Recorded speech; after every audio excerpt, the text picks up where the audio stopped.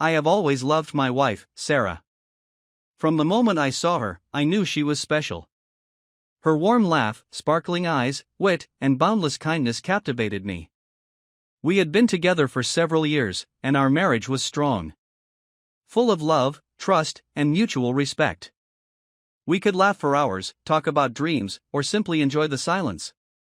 But even in the strongest love there are corners that we do not immediately discover. I also had such a secret, such a dream that I kept to myself for a long time. I never told Sarah about it. It was not due to dissatisfaction or lack of love, quite the opposite. I admired her so much that it prompted me to have a fantasy that seemed too unusual to voice. This idea first occurred to me unexpectedly, one ordinary Friday evening. Sarah and I decided to order pizza and spend the evening watching movies. It was cozy. She sat next to me, wrapped in a blanket, her smile warm and carefree. When the doorbell rang, she got up to take my order. I lay on the couch and watched out of the corner of my eye as she opened the door. There stood a young man, probably a student. His uniform looked a little rumpled and his hair was disheveled, as if he was rushing between deliveries. Sarah picked up the pizza boxes and smiled at him, a normal polite smile, but there was something special about it. I noticed his gaze lingering on her a little longer than usual. He even seemed to forget for a moment that he had to give change. And Sarah didn't seem to notice. She closed the door, laughing at something I couldn't hear, and turned back to me. "The food is served," she joked, setting the boxes on the table. We sat down to eat, and I tried to focus on the movie, but something about that brief moment at the door wouldn't leave my mind. My imagination began to paint pictures I'd never allowed myself to imagine before. That night, as we went to bed, my thoughts continued to circle around that scene. I imagined how things could have gone differently. What if Sarah had lingered at the door longer? What if she had talked to that boy a little more than she should have? What if her smile had been a little bolder, her gaze a little deeper? I wondered what it would have been like if she had revealed herself in a whole new light, allowing herself more than she usually did. My imagination transported me to a situation where I could observe her confidence, her charm, her desire. The fantasy wouldn't leave me. I couldn't suppress it. On the contrary, every day it became brighter, more detailed. I saw a picture before me of Sarah, all free and beautiful, flirting, laughing, and even crossing the line. I kept it to myself for a long time, not daring to share it. I was afraid that she wouldn't understand. That she would think that I was missing something in our relationship. But it wasn't like that at all. I loved her with all my heart. This fantasy wasn't an escape from reality, but a way to see her in a new way. Several weeks passed. Every time we ordered food, my imagination returned to this idea again and again. And then one evening, as we sat over a glass of wine after dinner, I decided that I couldn't keep quiet any longer. "Sarah," I began, choosing my words carefully, "I want to share a thought with you. It's a little unusual." She raised an eyebrow, looking at me with interest. "Unusual? Now I'm curious," she said with a smile. I took a deep breath and continued. "It's a fantasy I have. It's about you. Us. But it's a little unusual." Her smile faded, but her expression remained open. She set her glass down on the table and leaned closer. "Okay. Tell me. You know, I'm not one to judge." Her words gave me courage. I began to explain. I told her about that Friday night, how I'd been touched by her smile, and that random moment with the pizza delivery man. I described how I imagined her confident, relaxed, charming. I explained that it wasn't that I was missing something, but that I wanted to see her from a different perspective, to see her fully revealed in her femininity for once. When I finished, Sarah sat quietly, looking at me. I didn't know whether to expect understanding or indignation. Her silence was the worst test for me. And then she suddenly smiled. "It's definitely unexpected," she said, laughing. "But I'm not offended, Mike. I'm a little surprised, but to be honest, it's interesting." I couldn't believe it. "Really?" "Really," she replied, raising her glass. "It's atypical, but you know me. I like to experiment. If it's something you really want to talk about, I'm ready to discuss it. I felt better. We spent the rest of the evening discussing the idea. We agreed on boundaries, what was important to both of us, and that neither of us should feel uncomfortable. It's risky, she said before we went to bed. But I'm not against trying. And, to be honest, I'm a little intrigued, too. After that conversation, something changed. Sarah and I were entering new territory that was both exciting and a little scary. She was intrigued by my fantasy, and although it was unexpected for her, her support boosted my confidence. We spent the next few days discussing what it might look like. Sarah asked a lot of questions, trying to figure out exactly how I imagined it. Do you want it to feel natural? Does everything have to be planned? She asked me one evening, sitting on the couch with me. Natural, but slightly controlled, I replied, struggling to find the right words. I want you to feel comfortable and free. She nodded, and I saw her eyes sparkle with intrigue. Then we have to prepare. I'm not going to just jump out of nowhere and run to the first delivery guy who shows up on my doorstep, she said, laughing. Of course not, I agreed, laughing too. Sarah took the matter seriously. The next few nights became a game of how we would play out scenarios together. She tried on different looks to find the one that best fit her vision of the role. What about this? She asked as she emerged from our bedroom in a black dress that hugged her body, revealing just enough to be interesting, but no more. You look amazing, I replied, admiring her beauty. She disappeared into the bedroom with a smile, and a few minutes later she emerged in short denim shorts and a light t-shirt. Is this look more natural? She asked. Every step she took, every change of clothes only increased my admiration. Together we chose a floral print dress for her. It fit her waist and fell to her knees, giving her a feminine and playful look. That looks perfect, I said as she turned in front of the mirror. Great. Now all that's left to do is choose a pizza, she joked. We decided to order pizza from a new pizzeria she had found information about online. They say they have a lot of young people working there. That could be a good option, Sarah said, looking through the reviews. You're turning choosing a pizza into an art, I joked. Well, if we're doing this, then everything has to be perfect, she replied, laughing. When the day came, I saw Sarah getting ready meticulously. She spent a long time in front of the mirror, doing her hair and makeup. Her hair fell in soft waves over her shoulders, and a light blush accentuated her natural beauty. When she emerged from our bedroom in the floral dress we had chosen, I was momentarily speechless. You look incredible, I said, barely able to find the words. Thank you, she replied, a glimmer of confidence in her eyes. Now, go hide in the bedroom before I change my mind. I hid in our bedroom, leaving the door ajar so I could see what was going to happen. Meanwhile, Sarah called the pizzeria and placed an order. Her voice was calm and friendly, which made the whole process feel natural. When the doorbell finally rang, my heart skipped a beat. I saw Sarah straighten up and walk toward the door. Her gait was graceful, with just the slightest hint of playfulness. She opened the door and there stood a young man, about 25. He was in a delivery uniform, looking a little disheveled after what must have been a few hours of work. Good evening, Sarah said, her voice warm and welcoming. Oh, just in time. The man smiled as he handed her the pizza box. We always try to be punctual, he replied. She took the pizza and lingered, taking her time to close the door. You must have had a long day, she said. Well, it's not so bad. At least there's something to do, he replied, looking a little embarrassed under her watchful gaze. I watched her lean slightly toward him, leaning against the doorframe. Her posture was relaxed but attractive. You probably don't have time to just talk to someone, do you? She asked, her voice warm. Well, yeah, usually you just give the pizza away and move on, he replied, laughing. That's too bad. You're human too, you deserve a little attention, she said, her words simple but so sincere that the boy couldn't help but smile. I could see a subtle, effortless chemistry developing between them. Every line she said, every gesture she made seemed natural, yet thoughtful. Would you mind coming in for a minute? Sarah asked suddenly, her voice sounding like it was the most casual invitation.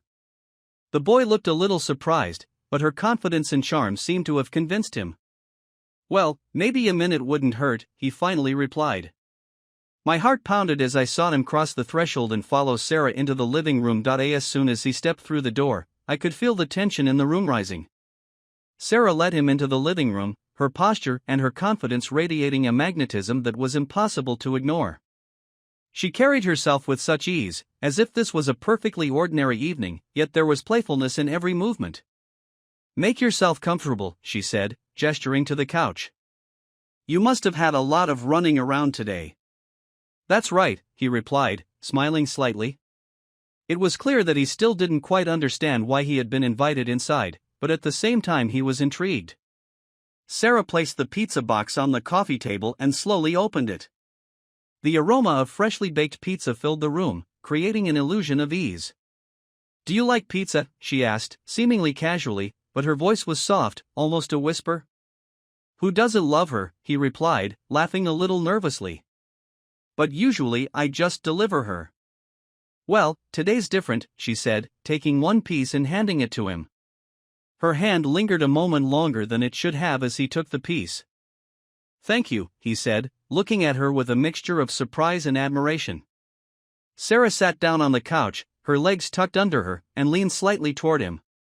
Her posture was casual, but there was a playful tension in every movement. "You must see a lot of interesting people at your job," she asked, looking him straight in the eye. He shrugged slightly, trying to hide his embarrassment. "Sometimes interesting things happen. But most of the time it's just regular work." "Regular?" she asked, raising her eyebrows playfully. "Are you saying this is a regular job, meeting people who invite you in?" He smiled, his tension melting a little. "Well, this is the first time, to be honest. Usually people just take the pizza and close the door."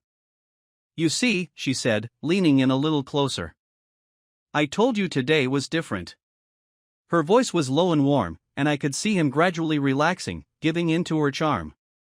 "Yeah, different," he agreed, his gaze sliding down her face and briefly resting on her lips. "So what's your name?" she asked, leaning back a little but not breaking eye contact. "Jason," he replied, smiling a little awkwardly. "Jason," she repeated, as if tasting his name. "It's a nice name." He laughed, and the interaction finally relieved the tension. "And you?" "Sarah," she said. "We're not just a customer and a delivery guy anymore, are we?" His smile widened. "I guess so." She picked up the glass of wine she'd already prepared and took a small sip. Her movements were relaxed yet purposeful. "Would you like some?" she asked, gesturing toward the bottle. "Well, I'm at work," he began, but Sarah cut him off. "One small glass won't hurt. You're already here." He hesitated for a moment, but her smile and playful gaze did the trick. "Okay," he agreed, and she poured him some wine. "That's fine," she said, handing him the glass. Their fingers touched for a moment, and I saw the touch make him catch his breath. They continued talking, and Sarah asked him about his work, his interests. She laughed at his jokes, leaning a little closer each time he said something interesting. Her laugh sounded easy, but I knew that every gesture was deliberate. "You know, Jason, you're not like any of the other delivery men I've seen," she said, looking him straight in the eye. "Oh, really?" he asked, feeling a little more confident. "What are they like?" Most of the time they just want to get their shift over with." "And you?" She paused, as if considering her words. "Do you have anything else?" "Anything else?" he repeated, laughing a little awkwardly. "Yes," she said, her voice lowering a little. "You seem so attentive." Her words clearly confused him, but he liked it. He looked at her, and I saw a mixture of hesitation and interest in his eyes. Their conversation continued, and the tension in the room only grew. Sarah calmly touched his shoulder as she laughed at another joke, and I saw him flinch slightly at the touch. "Jason," she said softly, her hand remaining unobtrusively on his shoulder. "I'm glad you decided to stay, at least for a few minutes." "Me too," he replied, his voice a little hoarse. "Would you like another slice of pizza?" she asked, but her tone was so playful that Jason only smiled. I think I'm more interested in the company than the food, he said, and I saw Sarah lean slightly toward him. That's the best compliment I've heard all day, she replied. Her hand slowly dropped to his knee. It was a small gesture, but its meaning was clear. You know you can relax, right? She said, her voice soothing. When Sarah placed her hand on Jason's knee, her gesture was so casual that it might have seemed completely innocent at first glance. But I knew that this was just the beginning of her game. She was a master at creating an atmosphere that drew people to her like a magnet. And this time, Jason was her target. She smiled slightly, as if nothing special had happened, and leaned back, leaving her hand on his knee for a few more seconds. Are you always this polite, Jason? She asked, her voice soft, almost a whisper. Well, I try, he replied, visibly nervous. That's a rare trait, she said, her fingers barely gliding over the fabric of his pants before she pulled her hand away. I saw him swallow air, trying to hide his excitement.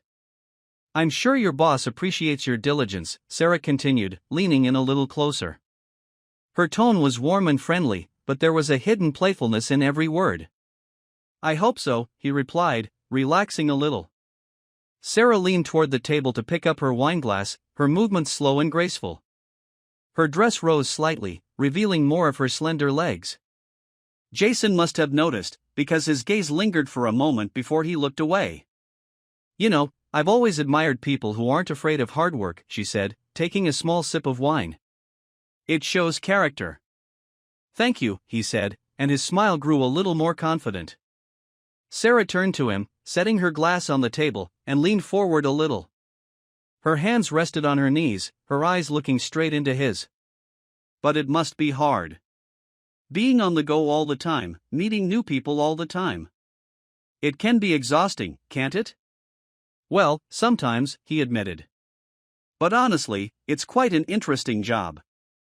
You never know who's going to open the door for you. Was tonight a surprise? She asked, a hint of provocation in her voice. I guess so, he replied, laughing. I certainly didn't expect to be asked in. And now you're here, and it's more interesting than a normal workday, isn't it? She asked, her voice warm but playful. Jason smiled, relaxing a little under her gaze. Yeah, you're right. It's definitely something new. Sarah got up from the couch and went to the cupboard to get another bottle of wine. Her movements were fluid, and I could see Jason watching her, though he tried to keep it unobtrusive. She turned, holding the bottle, and looked at him with a small smile. Will you let me pour you some more? She asked, though her tone made it clear that it was more than just a suggestion. Okay, why not? He replied, holding out his glass. Sarah leaned closer as she filled his glass. Her hair fell slightly over her face, and I could see Jason's breath catch as he looked at her. You know, I think you're so much more than just a pizza delivery guy, she said, returning to her seat. What do you mean? He asked, his voice growing a little hoarse. Well, not everyone could carry on a conversation with a stranger so easily. There's something special about you. Jason blushed, and his smile widened. Thanks, that's nice to hear. That's true, she continued, leaning closer to him. You're a very pleasant conversationalist. Her fingers touched his hand again, a little longer this time. Jason didn't pull his hand away, and I could see his breathing deepen. The conversation continued, but every word, every gesture Sarah made became more intimate. She laughed at his jokes, asked questions that made him feel important, and each time her gaze lingered on him a little longer than usual. As she leaned toward the table to pick up another slice of pizza, her hand accidentally brushed his knee. It was so casual that he didn't even try to move away. You're really interesting, Jason, she said, leaning back and looking at him over the rim of her glass. I'm glad you decided to stay. Me too, he said, his voice warmer than it had been earlier in the evening. Sarah smiled, her eyes sparkling with playfulness. Sometimes life throws us unexpected opportunities. You just have to know how to take them. Her words hung in the air, leaving room for the imagination. Jason no longer hid his interest. He looked at her, and I saw something new in his eyes, a confidence inspired by her charm. Sarah continued to play the game, but now there was a different energy in her gestures and words. Her movements were more confident, her gaze more piercing. She was no longer just pushing Jason to the limit, she was also starting to insistently hint that those limits should be crossed. She leaned forward again, her elbows on her knees, and looked at him, her head cocked slightly to the side. "You look a little tense, Jason," she said, her voice low and gentle. "Relax. We're just talking." "Yeah, just talking," he said, but his voice was shaking slightly, and I could see him gripping his glass a little tighter than he should have. Sarah slowly rose from the couch, picking up her wine glass. Her gaze never left Jason's for a second, and she walked around the table to stand next to him. "Do you mind if I sit closer?" she asked, not waiting for an answer, and sank down on the sofa, now right next to him. Her knee brushed his, and the slight touch made him tense. She pretended not to notice, and carefully placed her hand on his forearm. "You know, you're really nice," she said, her voice slightly hoarse. "I haven't met anyone I've been so easy with in a long time." "Thank you," he replied, trying to smile, but his voice betrayed him again. "Why are you so serious?" she asked, leaning slightly towards him. Her face was only a few inches from his. "It's just an evening. Just company. I'm just not used to this," he admitted, his gaze sliding nervously over her face. Sarah smiled, her hand sliding down gently, touching his palm. "Then maybe it's time to get used to it," she whispered, her voice almost inaudible but incredibly tense. Jason looked confused. He swallowed, his eyes darting between her face and the hand that now rested gently on his palm. "Sarah, I'm not sure if this is," he began, but couldn't finish. "You don't have to decide anything," she said, squeezing his hand gently. "Just relax." She lightly ran her fingers over his arm, and he held his breath. Her touch was gentle, yet insistent. "You probably don't find yourself in situations like this very often, do you?" she asked, leaning even closer. Her face was so close now that I could see Jason flinch slightly. "No," he said, his voice husky. "It's okay," she said, her hand reaching up to touch his shoulder. "There are times when you just need to surrender." He was silent, but his breathing deepened. Sarah took her time, her gaze sliding over his face, stopping at his eyes, his lips. Her fingers touched his neck gently, breaking his last barrier. "Sarah, he began, but this time he didn't finish, because she had already leaned in and touched his lips with hers. That first kiss was cautious, as if they were both checking to make sure they understood each other correctly. But Jason quickly gave in to her insistence. He pulled her closer, his hands hesitantly dropping to her waist. Sarah smiled through the kiss, her fingers lightly touching his hair. She took a step back, looking him straight in the eye. "Was it difficult?" she asked, her smile both gentle and playful. "No," he replied, his voice a little more confident now. "See," she said, touching his cheek. "You just needed a little help."